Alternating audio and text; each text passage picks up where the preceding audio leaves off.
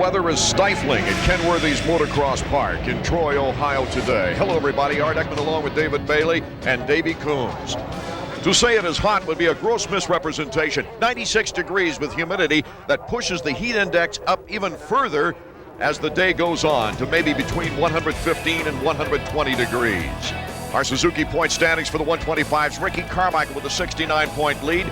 Lamson, a big crash in practice. Davies with him. On the third lap of practice, and I went down pretty hard in the back grass section. There's a little double, and then I hit it going too fast, and it kicked me over the bars and kind of planted me in the ground pretty hard and knocked me out a little bit. So otherwise, I'm doing all right, though.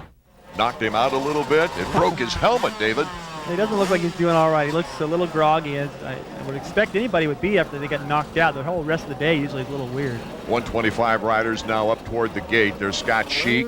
He's third in points. You see Michael Craig, Kevin Windham, he's second in points. And number one, Steve Lamson, the defending champion. But here's the man of the hour, Ricky Carmichael. This kid has started to ride quite a bit smarter in the past few races, not taking as many chances as he has been in the past. There's still a break in the GP season. Stefan Everett's returning to Europe, but Mike Brown has stayed to show off his wares, hoping for a ride in America next year. Stefan Roncada takes us over the track. I think it's a good track. It's pretty much a super close track and an outdoor track, but it's pretty cool because the jumps are cool and everything, and the dirt is very good, and I like this track. On to Troy, Stefan Roncada with a look at this tremendous track. It is different. You got to have a little stiffer suspension. You got good speeds and big jumps. Complete opposite of our last round in Unadilla. This is placed as flat as a pancake, but it's interesting because it goes in and out of the woods, and they're going to need that shade today, and just all the obstacles are man-made. A good start is essential for those who can take the early lead. It's very difficult to pass, and moto number one for the 125s is underway from the Kenworthy farm. It's Damon HUFFMAN, number 17, the hole shot money. That's Huffman's first hole shot of the year. Uh-oh, Paul Curry and Ryan Duff are down. Well, that's going to take so much energy to just get going now and have to come through that pack. They picked the wrong day to fall down in the first corner. We gave those weather statistics earlier, but can you imagine with a helmet on and all that equipment? It's enough to fry one's brain. Record crowd, though, here at Kenworthy Farm as Huffman pulls out a slight lead. Starting into the shade. Each time they come there, it's going to feel a little bit better, especially towards the end of the race. Brock Sellard's a local product out of New Philadelphia, Ohio, going down. David Pingree, number 57, number 28, Brian Deegan, Brian Roth. They're up front, kind of confusing the issue with the points contenders as number 17, Damon HUFFMAN, continues to hold the edge. Ricky Carmichael, though, is now knocking on the door, number 70. Well, he's right there where he wants to be. He's got a good start. As long as he rides smart in the first few laps and doesn't have any trouble from Windham, he'll be all right. Casey Johnson all stuck in the tires. Casey Johnson is having a tough year of it, David. Well, he's had some flashes of great rides, and it looked like he was about to get the ball rolling, and then problems like this keep him from building that confidence. Here comes Windham. Not a very good start. He's got a lot of work to do. And there's Lamson just behind him. Windham starting out in 11th. Got it. Whoa, Ricky Carmichael almost went down. He's got into that rut right there, leaned a little bit too much to the inside. The front end almost washed out. Stuck his leg out and saved it.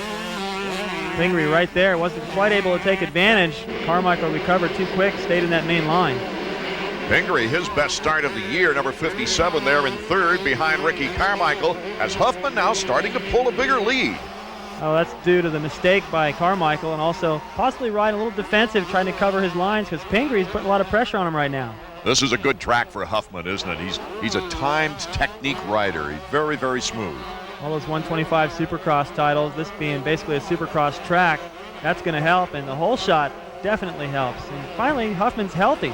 Took him a couple of races to get back into the swing of things, in a second place on that podium at Budds Creek. Here's Ricky Carmichael, number 70, 8 moto wins out of the 16 motos this year, followed by Pingree. Pingree on the pro circuit. Looking good for Kawasaki so far this moto. At the top 3 spots, factory and pro circuit. Oh, they're having a heck of a year. This could be their first season of winning a 125 and 250 national in the same year. And you know what I think is remarkable, David? If Ricky Carmichael wins the 125 crown, that would be the first time ever an independent team has won a motocross title. That just shows you how remarkable Ricky Carmichael is. This kid is so confident. Has such a great season his first time out. There's been other riders that have had an opportunity to win on an independent team, like Jeremy McGrath, for instance, Ryan Hughes, not able to do it. Huffman, Carmichael, and Pingree are top 3, with Brian Roth in the top 5. AMA Motocross on ESPN2 is being brought to you by Honda Motorcycles, the leader in on and off-road fun. Honda, come ride with us. Welcome back to our first 125 moto. Damon HUFFMAN still our leader, with Ricky Carmichael in second, Pingree in third. As we go back quite a ways, there's Ronnie Titchener. Kevin Windham, number 7. After 2 wins and 3 podiums in the last 3 races, he's fought his way back to 9th place after a very, very poor start. Well, this is really at a time when he was just starting to chip away. He was past Ramsey right there, moves up another spot, but he's been chipping away at that lead of Carmichael, and now with this start, Carmichael out front with Huffman, he's just going to give up all those points he gained. From Red Bud to Unadilla, he picked up 14 points in that one race. Now Kevin Windham has got a long way to go, though. He's going to have to pray for some miracles up front. In the shot, Nathan Ramsey out of Hickson, Tennessee, Team Suzuki. It's his first factory ride, but it's been less than spectacular this year. Me being my first year on a factory ride and then getting hurt and kind of missing half the year or over half the year, it's a real bummer, but you know, I'm just trying to come back strong in these last outdoors and try to get ready for next year and get a championship next year in Supercross. Lots of potential in that lad. Oh, Brian Roth slipping and Kevin Windham taking advantage of it. Nathan Ramsey as well. There you see 107, the next target for Windham, and that's Ron Titchener. After a very successful national championships over in Japan, Titch is doing a pretty good job, actually. He has been riding good over here, and here he's got possibly the fastest guy on the circuit right now.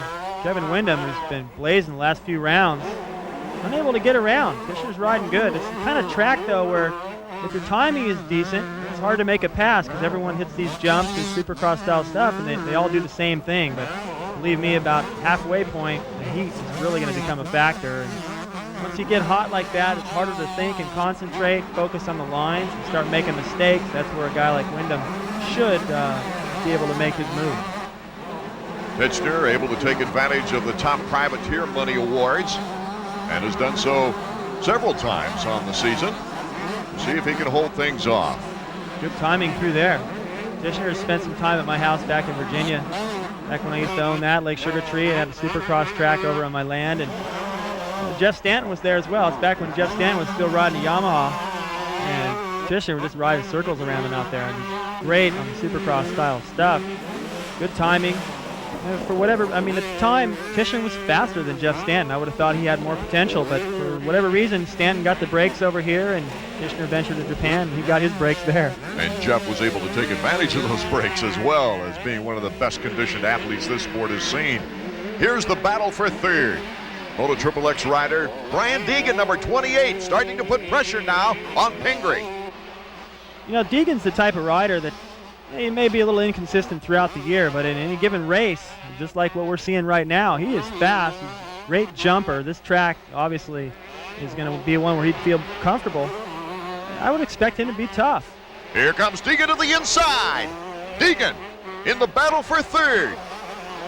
Yeah, the difference, though, is being able to do that week after week, and even coming out in the second moto and having another good performance like this. That's where Deegan's weakness has been. But there's no question about it. If he gets a decent start, and he's motivated, he can run with anybody. Deegan looked like this year he was off to a great start with a victory in Supercross in Los Angeles, but then an assortment of injuries, and especially a big practice crash at Las Vegas, really set him back. An 8th place moto at Gatorback has been his best of the year, but this is undoubtedly his best start. There's Kenny Watson, Brian Deegan's mechanic. Let's go to Davey. Kenny, we've watched Brian. Looks like he's running up there at the top guys now. Yeah, he finally got a decent start, and it looks like he's going pretty good. We've got about 10 minutes left, so let's see what happens. He works pretty hard, so we'll have to just wait and see. I know all year long it's been like a fight for respect for you guys at the Metal Militia and everything, and Team Moto XXX. What would it mean to get on the podium here at Kenworthy? It'd mean a lot for the team, Moto XXX. We've had a lot of hard knocks with Brian Swink and Brian Deegan. We've had a lot of bad luck, but it looks like maybe today it turned around for us. We'll have to wait and see. Good luck. Thanks, Dave. We just got word that Robbie Raynard, number 24, cased it hard on one of the jumps. Robbie Raynard out of the race. Doesn't look like he's walking very straight either. He must have hit hard. Raynard with 2 podium performances on the year, a second at Southwick, a third at Hangtown. Not having a happy day of it here in the heat at Kenworthy's farm. The Suzuki stopwatch now. Let's check out Damon HUFFMAN's lead. About 4 seconds on Ricky CARMICHAEL, so he definitely has pulled away a little bit. It's a great track for Huffman and CARMICHAEL. You know, I'm sure he's making a bid at him, but you expect those guys to be pulling away. Deegan and this chase group, they're still pretty close to these guys. It's a mistake by CARMICHAEL, and he's going to drop 2 or 3 positions. Deegan, Pingree, and here comes Scott Sheik of Team Honda. These guys are all charging really hard. You can see Sheik just hammering into that corner right there. Maybe these guys are keeping the leaders in sight. Deegan, Pingree, and there's Scott Sheik of Team Honda, number 29. Now next year, it'll be a little different alignment. As it's become official, Honda's farmed their 125 program out for next year to FMF. Honda supplying the machinery and the salaries for 4 riders. Danny Laporte and Bobby Moore will be co-team managers of that unit.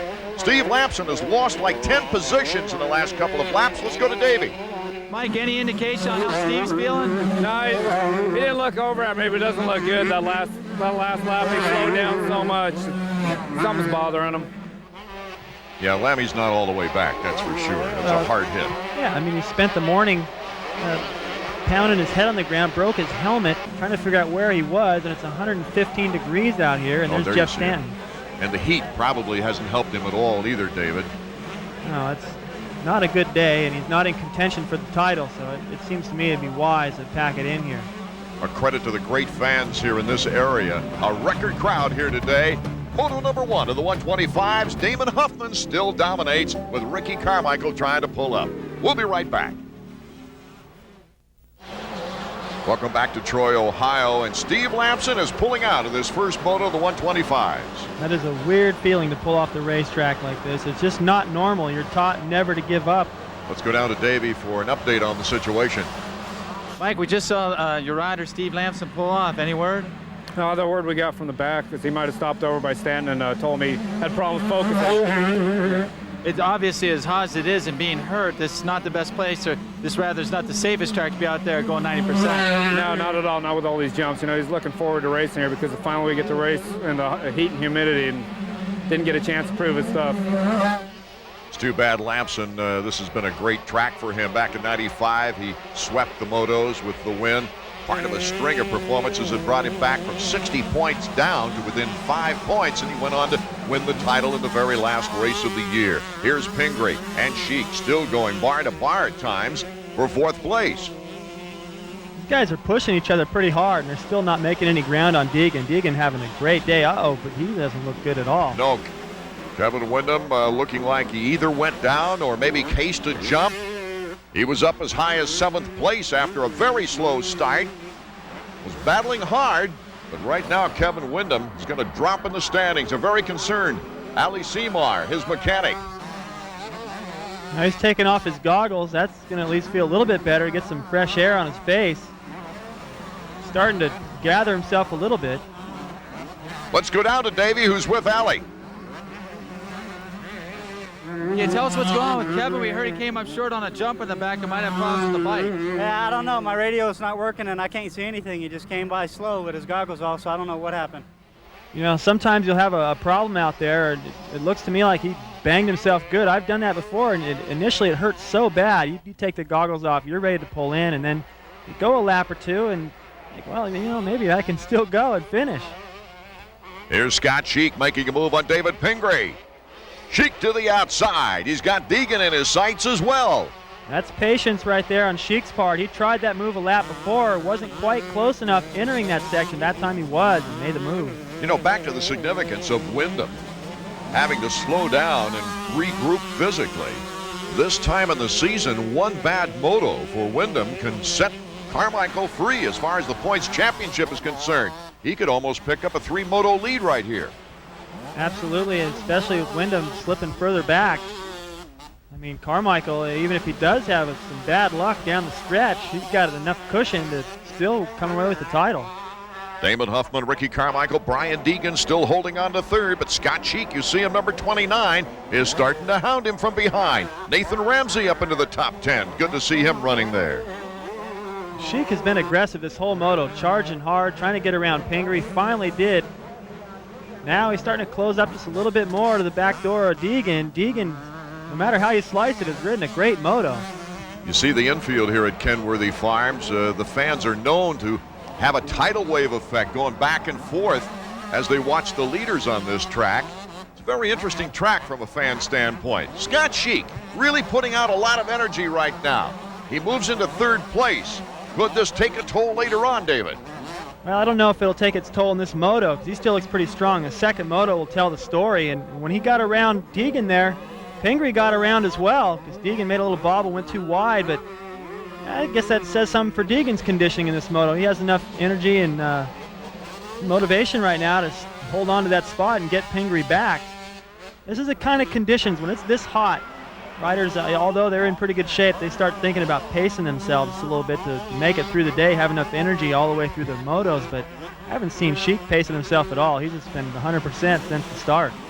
On the TV screen, it looks like just a beautiful afternoon at Troy, Ohio, but it is better than 95 or 96 degrees with the humidity that just makes the heat index soar out of sight. These guys are going to be really tired and hot after they stop riding.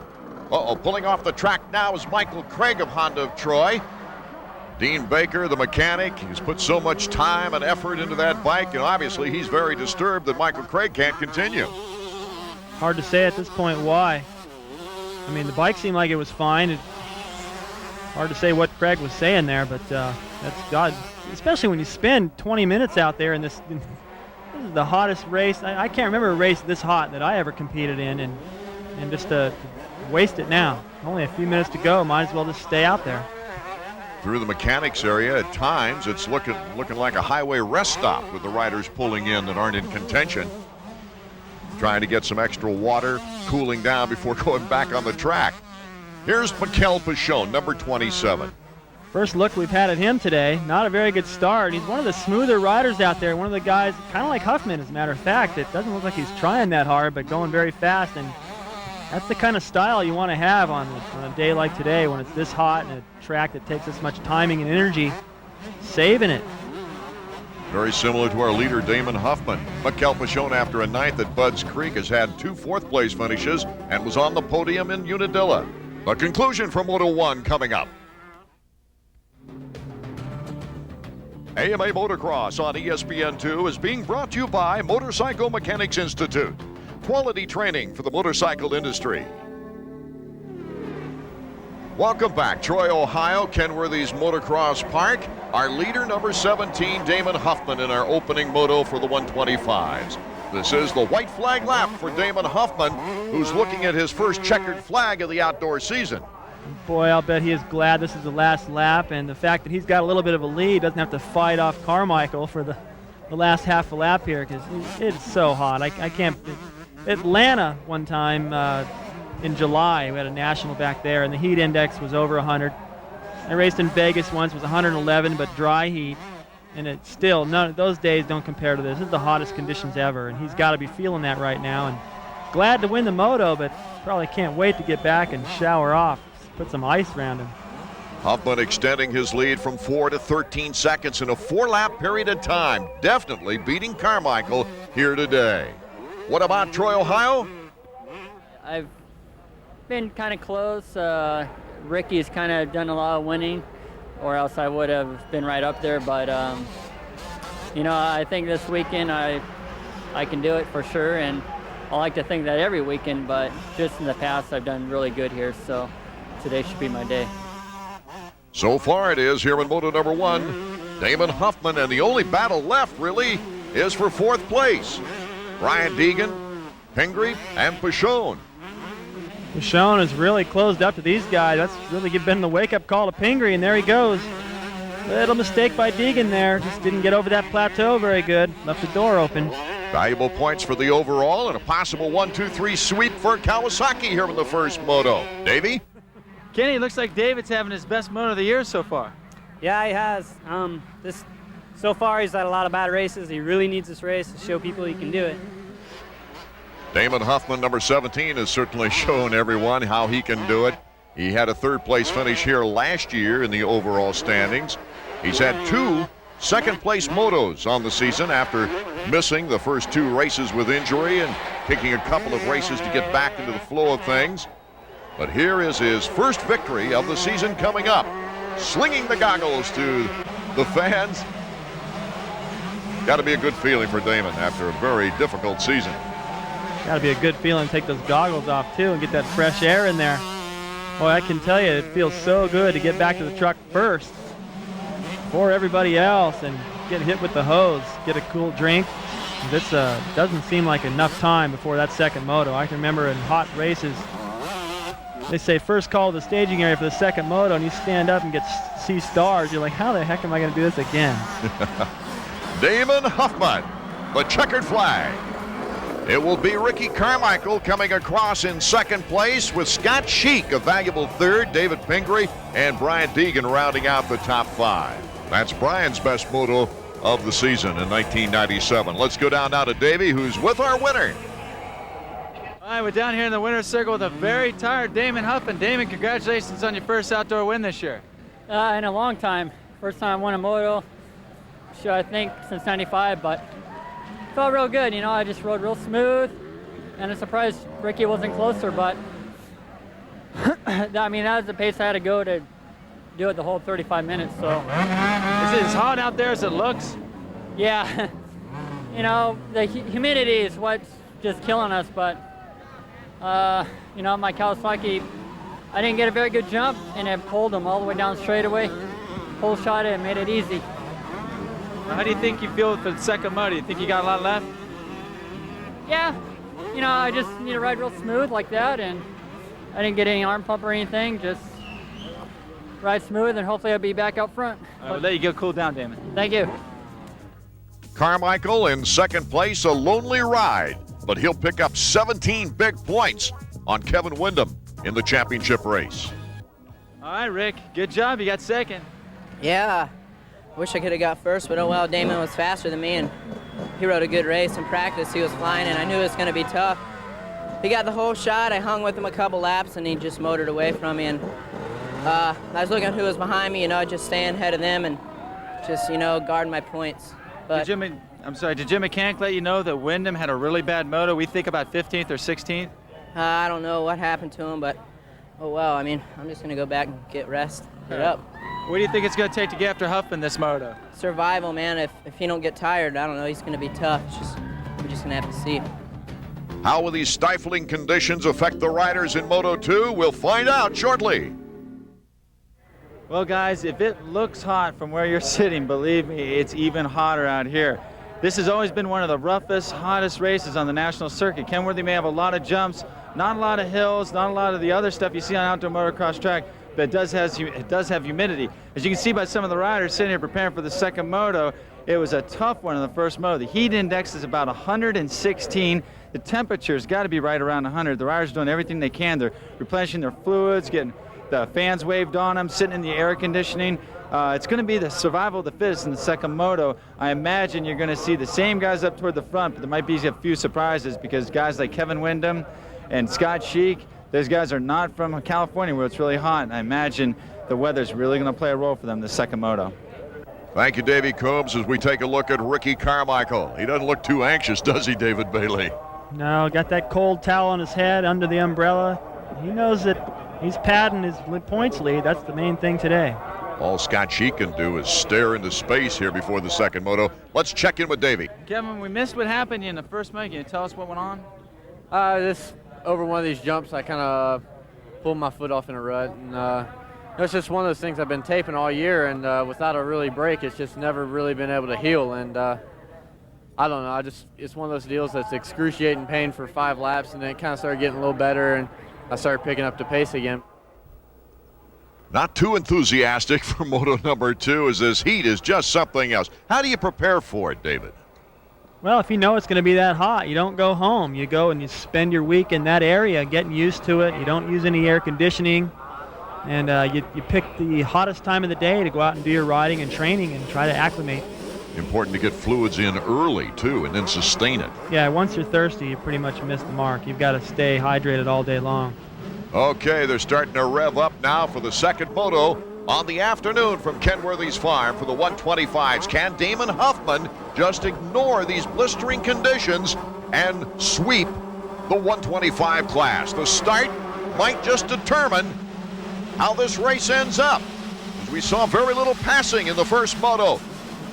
Damon HUFFMAN again to the inside, the hole shot for number 17 as they come down the straightaway in front of the mechanics area. Beautiful start for Dame. Looks like a replay of the first moto, and boy, this is exactly what he needed. Robbie Skaggs, number 66 on the Honda in second place. Now he's riding good enough today, Damon is, to win a moto, but boy, it sure makes it a lot easier to get the hole shot and start things off. Skaggs 66, Brown, Mike Brown number 21. Whoa, getting pretty close in midair there. Brown to the inside, passing Skaggs. Now they almost got together in the air. Both went wide. Carmichael shot up the inside. There goes Wyndham through the inside. Passes two riders. This time Huffman's got a little buffer up back to Carmichael. The first moto, Carmichael was right on him, forced him to push hard in the beginning. I don't think Skaggs and Brown will push him quite as hard as Carmichael did in the first moto. Wyndham's back at about 11th place right now. Another advantage for Carmichael. Well, it's an advantage in the points, and it's definitely an advantage physically. It's going to take so much for Wyndham just to get up to where Carmichael is, if he can. By the time he gets there in these conditions, after what he went through in the first moto, boy, he's going to be exhausted. Carmichael already with 5 wins on the year. That ties the record set by Bob Hanna and Damon Bradshaw as the most victories in a 125 national season by a rookie. This kid's amazing, and he's starting to ride a lot smarter too. Look at that, down to the inside, gets around both of them. Brown trying to hold on to Ricky Carmichael as Carmichael goes for that number 2 position. Last time Huffman glanced over his shoulder, if he did, he didn't see Carmichael in second. And he's going to look over there and see him coming now and be like, oh no, not again. Look at the smooth styling, though, of Damon HUFFMAN. This is his kind of track. Put a little water down on the track back there to keep the dust down. Looked like Huffman was taking his time through there, trying to make sure he got over all that clean. Earlier we mentioned the Honda FMF deal. Let's take a closer look. Mechanic and a winning team. Honda has won so many championships. I think it's just the package that Jeremy has that allows him to go out and do what he does best. You only have to go back as far as 1995 when Honda had not only the 250 Supercross and Outdoor Champion, but also the 125 National Championship. How times have changed. After the departure of McGrath and a subpar 96 Supercross season, Honda now turns their attention back to the basics with a little help from FMF. Basically, we've been talking backwards and forwards with Honda, and this opportunity came about, and the opportunity to field a factory 125 team doesn't come every day, and so we basically really proud to be able to have got the opportunity to put this 125 team together, and finally signed the contract on Friday, and it's all systems go. And basically we're looking at riders right now. There's riders that Honda have got at the moment. Obviously we're going to take. We'd like to keep them, but negotiations are on the table right now for the riders. It's a 4-man team, 2 East Coast and 2 West Coast riders, and basically that's it for now. I'm sure a lot more is going to happen in the next few weeks. Some of those riders on the wish list include David Villamy, Robbie Raynard, Michael Brandis, and Ryan Huffman. Honda will supply the machinery and salaries. Danny Laporte and Bobby Moore will manage the 4-man team. All participants riding 125s. It will mirror the Pro Circuit Kawasaki setup. What we've tried to do with our guys is we'd like them to ride for us because they believe in the program and the past successes that we've had and that type of deal. We're never going to wind up in a bidding war to buy a rider. We want them to ride for us because they believe in us. One can't argue with Pro Circuit's philosophy, with Ricky Carmichael poised to take the 125 title in '97. However, the Honda FMF collaboration should challenge RC next year. We're planning on having a 125 national championship rider on our team, but not East Coast Supercross, East and West Supercross. But the FMF team will be East and West Supercross and national 125s. Back to the action in our second moto. Our leader, once again, Damon HUFFMAN. Ricky CARMICHAEL again in second. That's Raynard, number 24. Brown, 21. Number 15, Michael Craig after a tough first moto. Deegan back in good position. Then Scott Cheek. And finally, Kevin Windham. Pingree, number 57. Ron Titchener. As we go down the line, Mikel Pachon. Rather appropriate attire for this heat and humidity, as we'll be right back. Art Ekman, David Bailey, and Davey Coombs from Troy, Ohio, as we take a look at the second moto action here in the 125s. Kevin Windham once again having to try and weed his way up through the pack. Bad day for bad starts. Any extra energy you have to put out on a day like this is just too much. And Kevin was just starting to chip away at that points lead, and to see it all slip away in the first moto, and even more so in this one, it's got to be very frustrating for an already frustrating season. Here comes Windham making a move on Brian Deegan, but he can't quite get by. You know, 1/3 of the field dropped out of that first moto basically because of the heat. Yeah, well, you can imagine what's going to happen this time. There's the battle for fourth now with Robbie Raynard cutting to the inside on Michael Craig. Craig Honda of Troy, number 15. Raynard with Primal Honda. Both these guys didn't finish the first moto, so they'd be a little fresher than the rest of the field. You know, that reminds me, Honda of Troy, this is really their home track. They're just down the road a piece, but they've really done some great things. Not only adding money to the purse for the guys in the top 3 positions, but also they've added an extra $50 per rider, finishing 27th back to 40. Those are the guys that need the extra bucks. Yeah, that's a pretty neat thing to do. Congratulations to Kenworthy Farm and the organizers of the race for what they do for these riders, too. They're probably the most receptive bunch on the motocross scene. Do a great job out here of keeping this track dialed in, listening to the riders, making sure they keep the dust down. They watered this section between the races, but they were careful not to make it muddy out there. And there's nothing worse than coming out in the second moto and having the water just all, you know, in puddles like it was at Unadilla. That can really turn your race south in the first lap if you don't get a good start. And here everyone's got a good chance. Robbie Raynard, number 24. He had to bow out of the first moto because of a crash. Kevin Windham in pursuit of Robbie Raynard. Raynard just smoked around that corner there, just laid it over into that berm. It makes it look easy. Look at him standing up through there, trying to save a little bit of energy. About the midway point, I think there's a lot of riders that are going to be out there just trying to hold on to what they have, not trying to gain anything else. They won't have any energy to do it. Strictly survival for many of these riders. Craig going through the screen. Raynard 24, Windham, and coming up behind is Brian Deegan. Well, if you could just have Huffman and Pachon in this picture right now, you'd have 4 of the smoothest riders in the 125 class. Well, the one thing the 125 class does do, it gives us a secure feeling about the future with these great potential superstars on the horizon. Windham just moving into 5th position. Now his mechanic, Ali Seymour, he ran this circuit from 84 through 87. Ali, after 3 weeks of great hole shots for you and Kevin, didn't work out today. Yeah, he got some bad starts. In the first moto, he hurt his ankle, and we didn't get the exact pick we wanted, but we didn't get a really bad one. He was just a little bit late on the gate again, and it's hard to pass out there. So we're up to, I think, 5th right now, and Ricky and HUFFMAN are about 7-8 seconds ahead. We're going to try to catch him. Now Windham zeroing in on Mike Craig for 4th position. You see Dean Baker out there waving his rider on. And Craig sitting out the last portion of that first moto. Should have had a little bit more rest between motos, but it does look like Windham is just a little bit faster. This is where he made the move on Raynard on the inside. Out jumps Craig, but Craig still got the inside there. Windham taking advantage of the situation that you mentioned earlier in staying in Erie, Pennsylvania, where the heat and humidity was up in the 70s and 80s during this week. So he's pretty used to the humidity right now. Of course, being from Baton Rouge, Louisiana, where you take a shower and walk outside and sweat. Let's go down to Davey. Dean, Mike's running about 5th. He looks pretty solid, but what happened in the first moto? He got tangled up with a couple guys and went down, got back up, tried to force a few passes and ended up going down a second time, twisting his knee.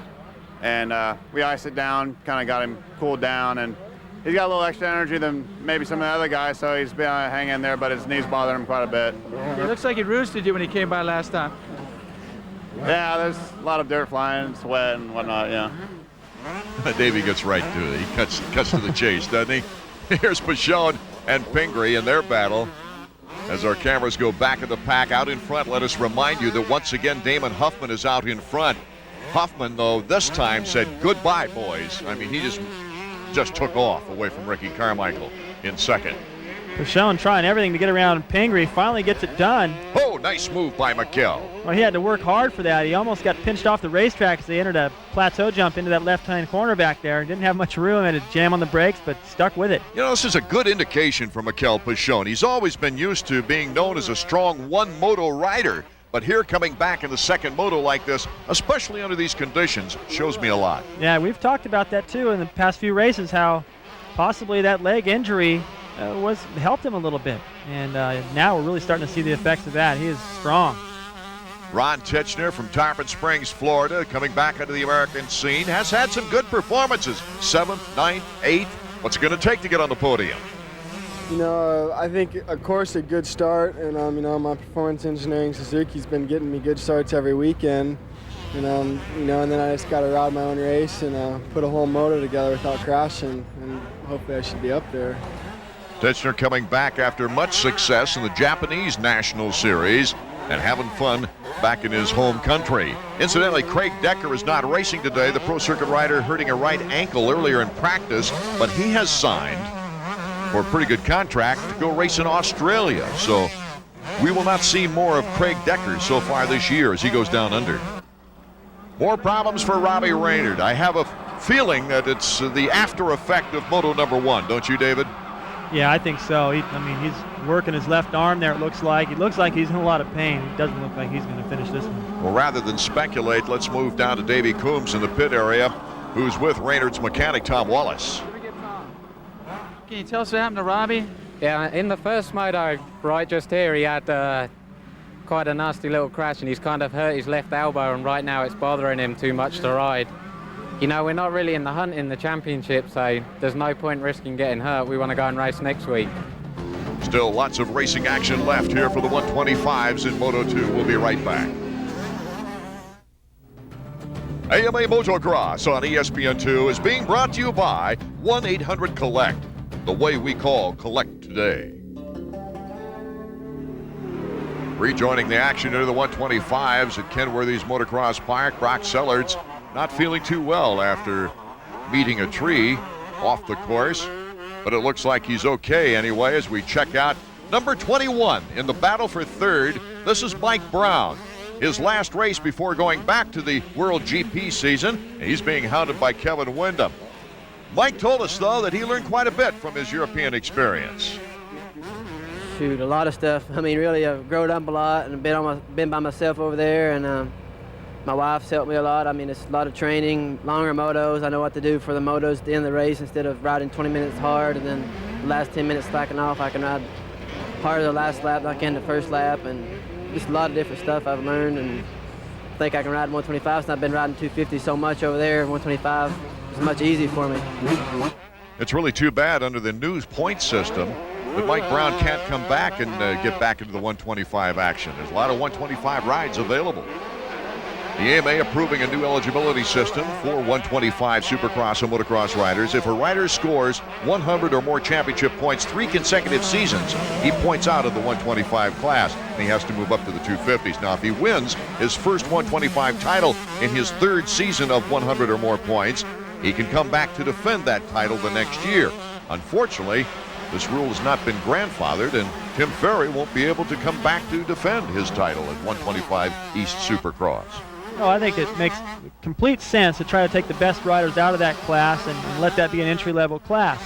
However, I just don't think that's right to not let Ferry defend. It's not fair to Suzuki. They can't run a #1 plate. And to tell you the truth, with the kind of season Ferry's had other than that title, he may be out of ride.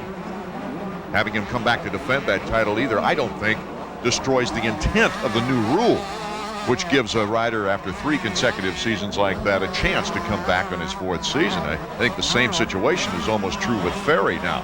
Right now, though, on the track, we've got number 27, Mikel Pachon, and Brian Deegan battling for 6th place. Pachon getting the upper hand, a little bit better timing through that section, and Deegan now looks like he kind of cruised out of that corner there. I think these guys are getting tired. Deegan rode hard that first moto to a well-deserved 5th place, but that may have taken a little bit out of his sails for this moto. Tony Berluti very proud of the comeback of Mikel Pachon, number 27, as we take a look now at the battle for 7th. Deegan, Pingree, and Ron Titchener. Oh, we haven't seen Damon HUFFMAN for quite a while, and neither have these riders. I think he's on another track. He's definitely in a zone of his own, riding great. And you can see Deegan now does look like he's struggling a little bit. His timing coming out of that corner, not very aggressive, and he's just got a line of riders waiting to get around. Boy, you see how important timing is on those different obstacles. And Titchener goes down. Just what he told us he didn't want to do. Casey Johnson passes his mind. Take another look at what happened to Titchener coming into that corner. He tried to get in there to the inside of Pingree. He ran over his foot right there, lost his front wheel. Pingree looking back. Apparently Pingree's okay, but that took the front wheel right out of from underneath of Titchener, and down he went. Earlier we saw Wyndham passing Mike Brown for 3rd. He also passed Scott Sheik. You might remember Sheik was in the top 5 there, but he's gone way backward now and is in around 22nd or 23rd position. The heat's obviously got to Scott Sheik. Mike Craig in the top 5. Pachon 6th. Pingree, Deegan, Johnson, and Titchener the top 10 on our Suzuki Field summary. Deegan definitely rode hard that first moto. We just pointed that out, and all those riders lined up behind him. Casey Johnson's next, and it looks to me like Deegan's unable to put up much of a fight for these guys. It is just excruciating out there. It's hard to even watch. You can imagine what it feels like out there to have on all that gear, boots, a helmet. There goes Casey Johnson right by. Casey Johnson moving into 8th position right now. The rider's telling me, David, that on these straightaways it's great because you get a breeze coming at you, but once you get into the tight, slow turns or stop, that heat just sucks you.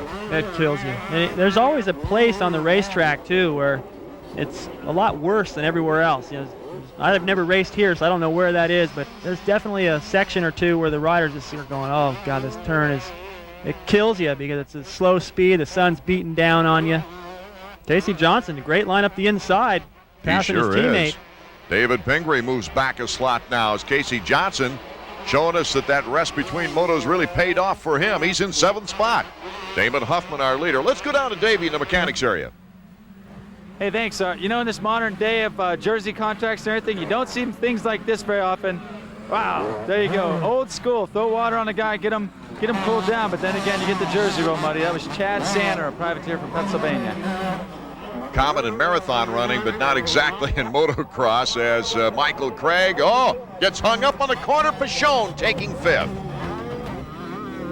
Our Suzuki Field summary shows Damon HUFFMAN way out in front. Welcome back to Troy, Ohio. The final 125 moto. Here is our leader, number 17, Damon HUFFMAN. The important thing about his win right here, because he could be eliminated from the points chase in this race, but the important thing is a sweep would mean he's in the top 10 in points. He doesn't have to qualify before Millville next week. That'll certainly make things easier. Millville's a lot rougher than this. It'll be just about as hot. A lot easier for his mechanic, Brian Lunas, too. That's for sure. Ricky Carmichael, number 70, a lonely 2nd place ride right now. In fact, let's go to Ricky and see about this track. Start, you hang a right and go down the straightaway a little bit, and there's like kind of a switch back into like a double section and a tabletop after that. Go down another straightaway, there's a little bitty double, and then you hang a right and there's a tabletop and then a triple. Hang another right, and there's a miniature step up, hang a left, and there's the dirty dozen, you know, a whole bunch of whoops, and then another switch back, a double, and then the Widowmaker, and you go down another straightaway for a while, and hang a right, and then another left, and then another right, and there's some more whoops at an angle. Turn right, and there's like 2 single jumps. You can make it a double, but no 125s are double. And then a tabletop, hang a sharp left. Finish straightaway, there's a double. Hang a right, and then there's that back straightaway with a double, a big like jump tabletop, another double, turn right. And then a couple switchbacks, and that's it. And this is the first time he's seen that track. He's like a golfer remembering every stroke. Damon HUFFMAN, the checkers. He's got the sweep on the day. Ricky Carmichael picking up more points on Kevin Windham. Mike Brown and Pashone rounding out the top 5 as Michael Craig came back after a sour first moto. Let's go down to Davey. Congratulations, 1-1. Awesome, you know, my bike had so much top speed. No matter what I got out of the gate, it faster I went at the end. And that's what did it for me. I obviously gave it everything I had. Kind of both motos. I never knew about Ricky, where he was kind of come from, but I've never won like this, and I'd like to thank everyone at Kawasaki, my mechanic Brian Lunas, Axo, Bridgestone tires, Renthal handlebars, and Oakley goggles. Thanks a lot. Damon HUFFMAN's finest hour in the outdoors with the 1-1 sweep. Ricky Carmichael's 2-2 eliminates all but 8 other riders from title contention as he narrows into the points championship. Davey. Rick, good ride. 2-2, second overall. Showed a lot of patience out there. Yeah, I got a little bit hot. Huffy was just flat out beating me. I mean, he had it going on from the first day we came out here riding, Thursday, and smooth, he was spot on, and I didn't have nothing for him. But I got a bigger points lead, so that's good. I just need to stay focused. Congratulations on second, Rick. Thanks. Taking a look at the Suzuki points standings now, Carmichael could become only the 3rd rookie in 125 history to win a championship in his first full season. Hannah and Marty Smith, a couple other guys, David. Well, that's not just a couple other guys. Those are a couple of greats. Good company to be in. So Ricky Carmichael extending his points lead.